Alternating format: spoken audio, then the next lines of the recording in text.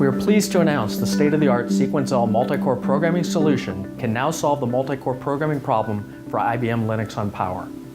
To better understand the benefits of SequenceL, we'll start with an overview of just what this multi-core programming problem is. We have all noticed that our software doesn't always seem to run faster after upgrading to a newer computer. This is because, beginning around 2004, chip designers hit a technological wall and could no longer increase the clock speeds of their processors. So instead, they began to add more cores to their CPUs. This placed the burden of performance squarely on the shoulders of software application developers and their ability to write parallel code. Many people tend to assume the operating system automagically enables their application software to make use of all the cores in their modern multi-core computer, while others think virtualization technology deals with the multi-core problem. Unfortunately, it is not that easy. To better understand this industry challenge and the breakthrough approach SequenceL uses to solve it, we will turn to an analogy. Let's say I'm a contractor that moves huge boulders. I run a crane for each job and it's working great and my customers are happy. Next project, the crane rental guy shows up with two smaller cranes. He explains that combined, they can lift a little more than the big crane. But I remind him I only have one boulder to move. He tells me all you have to do is split the boulder in two. So I have no choice and I hire a mason to find fissures, split it, etc. A year later, the crane rental guy shows up with four smaller cranes. Again, he states the combined lifting capacity of these four is greater than the previous two. But now I have to split the boulder in four. So I hire more masons, I spend more time splitting the boulder. And of course this keeps getting worse. Next time the crane guy shows up with 8 smaller cranes. And now I have to split it into 8 smaller pieces. And next year it could be 32, 64, or 128. I now wonder if I'm in the boulder moving business or the boulder splitting business. This is analogous to the rapidly increasing number of cores present in today's computers.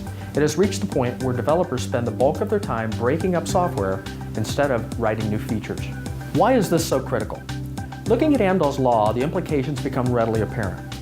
For example, many programmers would be satisfied if they parallelize half of their code. However, the reality is it can never run more than 2 times faster, no matter how many cores it is run on. Even parallelizing 90% of an application maxes out at just 10 cores, so it is wasting so much of the power of today's high core count servers. Humans just don't write large-scale parallel code well, so a better automated approach is required. The SequenceL approach. Think of the SequenceL functional language and compiler as Marvin the Martian's ray gun from Looney Tunes cartoons. The auto-parallelizing compiler turns the boulder into a pile of sand. This reveals all of the parallelizations which occur naturally in the code. SequenceL is disruptive technology. If you look at the history of computing, it is clear the industry is overdue for its next move up in abstraction to deal with the complexity of multi-core systems.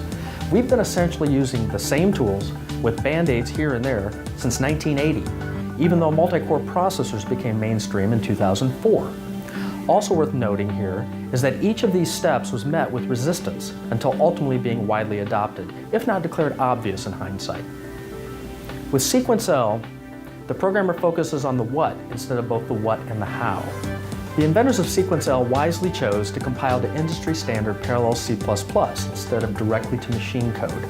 This leverages programmer familiarity, high performance, wide platform support, and available frameworks and tools. This higher level of abstraction also means that hardware architectures and capabilities do not need to be known up front. You even get runtime control over the number and type of cores to execute on, which also makes it great for benchmarking target hardware platforms. SequenceL is a complete solution, including IDE plugins, debugger, interpreter, the auto-parallelizing compiler, and a runtime environment. It is the right tool for the job, designed to work in concert with C++ to quickly and easily solve complex problems. The decision to output parallel C++ also provides an easy incremental way to modernize software. It makes it possible to refactor just a portion of an existing program to SequenceL, at which point it can be compiled and the parallel C++ linked back into the remainder of the program. Let's see just how easy it can be to use SequenceL to write a program and run it across as many cores as you wish. One of the key features of SequenceL is that developers are able to write relatively simple code which is capable of automatically taking full advantage of all the cores on multi-core systems. But more than that, the developer is able to specify the number of cores to use at runtime. Here we are seeing the writing of a simple program in SequenceL, which naively finds how many primes are below a given input integer. Something important to notice is that the C++ driver defines the variable cores, which is read off the command line. This variable is then used to inform the SequenceL runtime how many cores to use. In traditional parallel development, a developer must choose the number of cores they would like their program to take advantage of and program directly for that. With SequenceL, the developer can, once the code is written, experiment with different core counts to find the optimal number, factoring in the overhead of things like hyperthreading and operating system interference.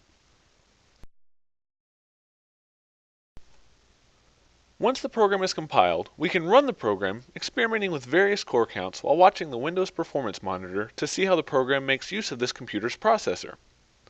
This computer has an Intel i7, which has 4 physical cores, hyperthreaded to 8.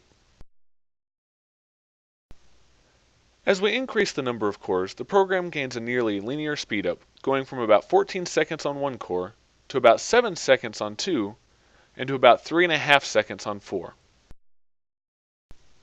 The speedup appears to taper off a bit once we start using all the hyper-threaded cores. Also, if we don't want to specify the number of cores to use, we can pass 0 as a core count, which instructs the runtime to detect the maximum number of cores and run on all of them. One more thing you'll notice is that we did not have to sacrifice readability to gain this multi-core performance. In fact, the SequenceL code is very close to the mathematical definition of time. Returning to Amdahl's law, this chart shows the scaling performance of some customer programs that are now part of our test suite. Some perform better than others due to the nature of the algorithms, but the key is these are written very much like their mathematical representation, and they self-parallelize to run across as many cores as they can use in the system, whether that is 4, 10, 100, or thousands. This also means SequenceL programs are a good test of the capability of modern high core count systems. We continue to be impressed with the balanced Power 8 system design that marries high core and thread count, large cache sizes, and high memory bandwidth.